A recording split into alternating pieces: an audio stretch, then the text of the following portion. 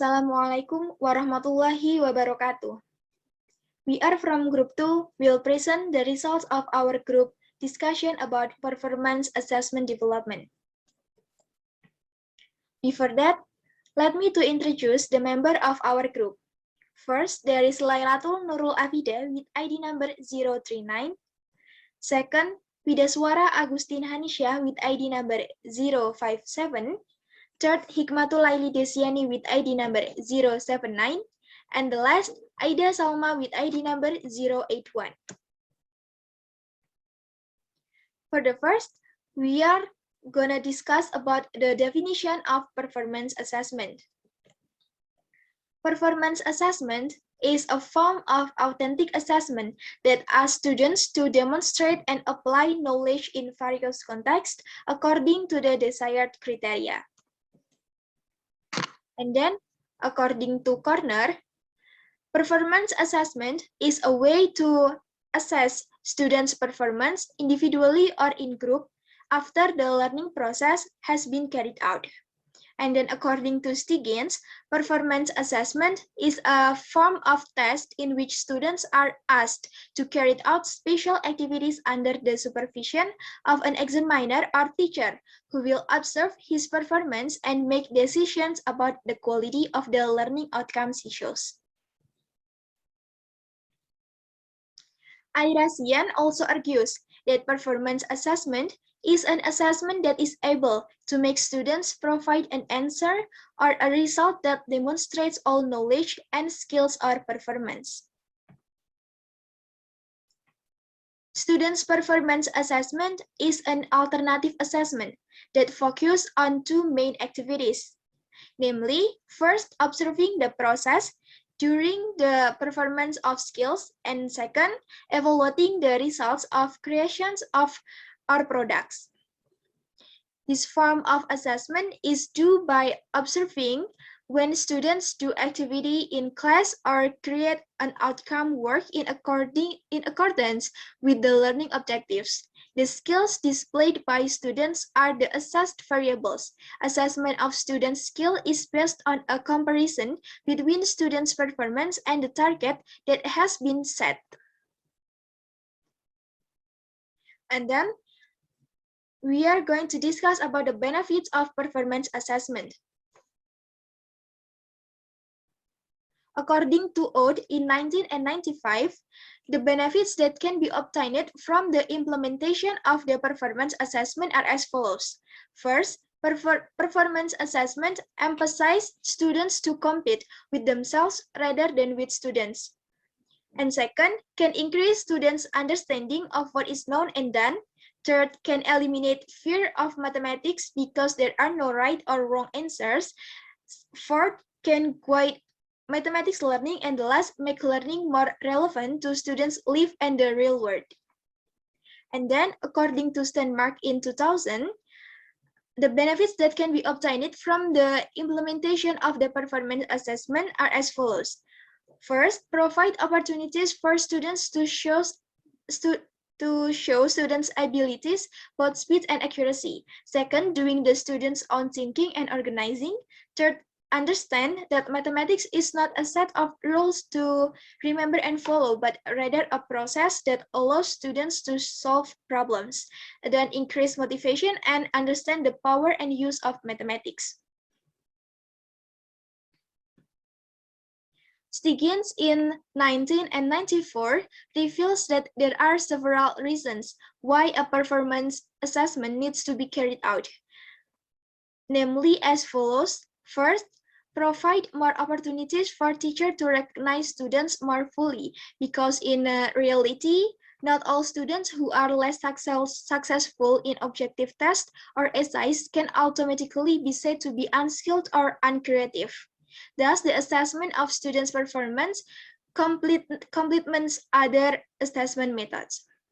And second, performance assessment help teachers make it easier to observe and assess students in learning something. And the last, the existence of students' abilities that are difficult to know or detect only by looking at the final results of their work.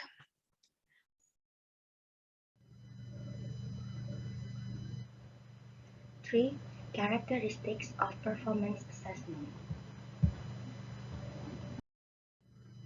Performance assessments has several characteristics which are divided into two characteristics, namely basic characteristics and evaluating characteristics. First, a basic characteristics. According to Mertel 1992, performance assessments has two basic characteristics, namely, first, test participants are asked to demonstrate their ability to create a procedure or engage in an activity or action. For example, carrying out the steps of drawing a dividing line in a triangle. Second is, the accuracy of the procedure is more important than the result. Second is evaluating characteristics. Performance assessment is considered to be of good quality. At least, it must pay attention to the 7 criteria made by Popham, 1995. The criteria are as follows. First, vulnerability, meaning whether the task taker in carrying out the given task is sufficient to generalize to other tasks. The more generalizable the task given in the performance assessment, the better the task. Second is authenticity, meaning that the given task is already with what is often faced by students in everyday life.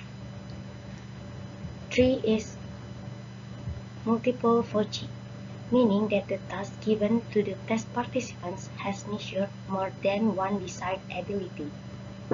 4. Tankability, meaning that the task given is a task whose results are getting better because of the teaching efforts of the teacher in the classroom. So, the tasks given are tasks that are relevant to what the teacher can teach in the classroom. 5. Fairness, which means whether the tasks given are fair for all the participants. 6. Feasibility, meaning whether the tasks given in the performance assessments are relevant to be carried out, considering factors such as cost, space, time, and equipment. 7. Scorability, meaning whether the given task can be scored accurately and reliably, because indeed one of the sensitive things in the performance assessment is the scoring.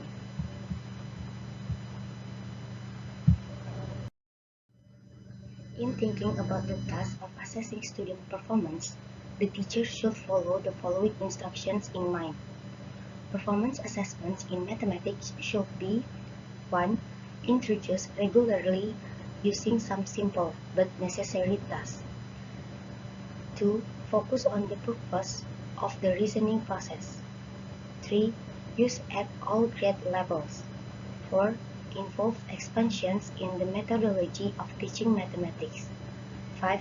Not to be complicated or complex and difficult to implement. 6. Become an integral part of the assessment processes. 7. Ask the teacher to discuss the teaching objectives. 8. Directing the development of a set of assessment tasks tailored to the curriculum. 9. Directing the development of criteria for evaluating task performance. 10. Provide a realistic and in-depth understanding of what students know and do. Next is step to develop a performance assessment. The implementation of the performance assessment must go through several steps so that get an accurate picture of student development. The steps of performance assessment are: first, identify the goals to be achieved. The teacher can identify several things such as concept, skill, or knowledge to be assessed. Second, choose suitable activities, taking into account to the limit availability of learning media in the classroom, the amount of data needed to assess student performance. In performance assessment, there are formal and informal activities.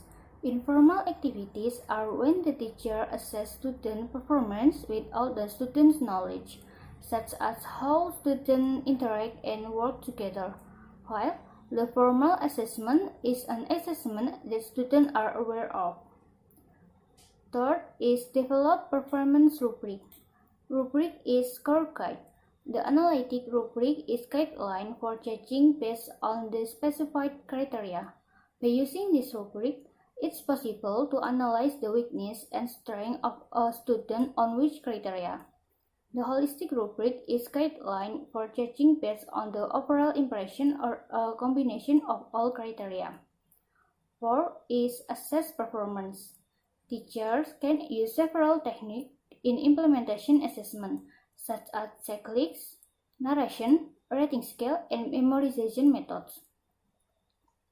The third step to develop a performance assessment is develop a performance rubric.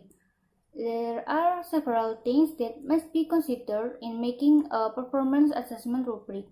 That is, first, criteria type. Teacher can use indicators competence to determine the quality criteria for students' performance.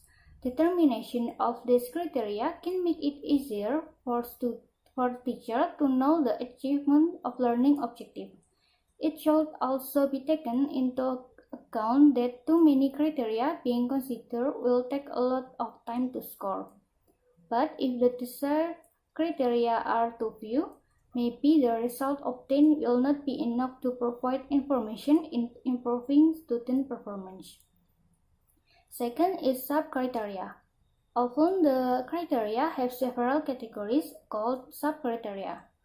For example, if a student makes a presentation as part of a completed assignment, the assessment criteria can be quality of presentation, while the sub-criteria are clarity in presentation, original and seriousness, and involvement of all group members. Third is scoring scale. The example is score of 1 until 5, etc. Fourth is dividing the scale to define boundaries. Example on a scale of 1 until 5. A scale of 1 until 2 as a performance that does not meet, a scale of 3 as fairly satisfactory performance, a scale of 4 as a good performance, and a scale of 5 as a very good performance. Fifth, define description. To define description, the language used must be descriptive and not comparative. And if the criteria contain sub-criteria, then each sub-criteria must be described clearly.